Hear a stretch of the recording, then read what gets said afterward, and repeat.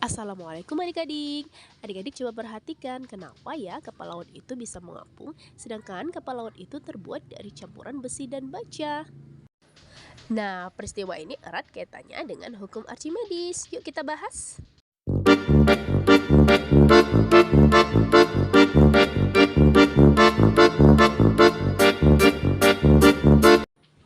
Hukum Archimedes. Hukum Archimedes ditemukan oleh ilmuwan Yunani yang bernama Archimedes. Hukum Archimedes adalah hukum gaya berat yang dilamakan dengan W dan gaya ke atas yang dilamakan dengan Fa pada suatu benda jika dimasukkan ke dalam air. Tiga kemungkinan yang akan terjadi jika sebuah benda dicelupkan ke dalam zat cair menurut hukum Archimedes adalah: yang pertama, tenggelam. Benda akan tenggelam jika massa jenis benda atau rho lebih besar dari massa jenis air. Atau gaya berat benda lebih besar dari gaya apungnya. Yang kedua, melayang.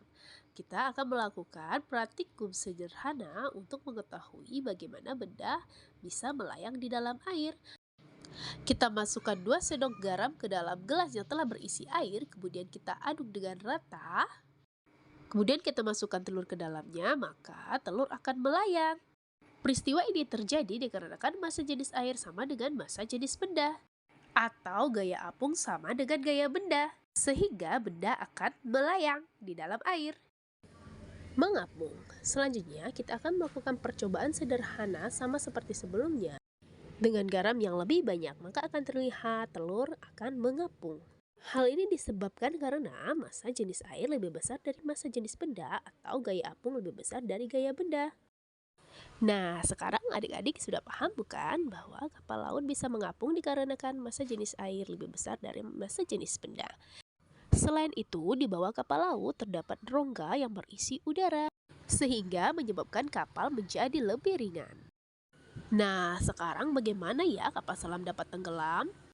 Pada prinsipnya, kapal selam dapat memiliki kemampuan untuk tenggelam karena berat kapal selam dapat diperbesar dengan cara memasukkan air ke dalam badan kapal dan dapat diperkecil dengan cara mengeluarkan air dari badan kapal. Nah, menarik bukan pembahasan kali ini? Sampai jumpa di video selanjutnya ya adik-adik. Semoga videonya bermanfaat. Wassalamualaikum warahmatullahi wabarakatuh. Thanks for watching. Jangan lupa subscribe ya.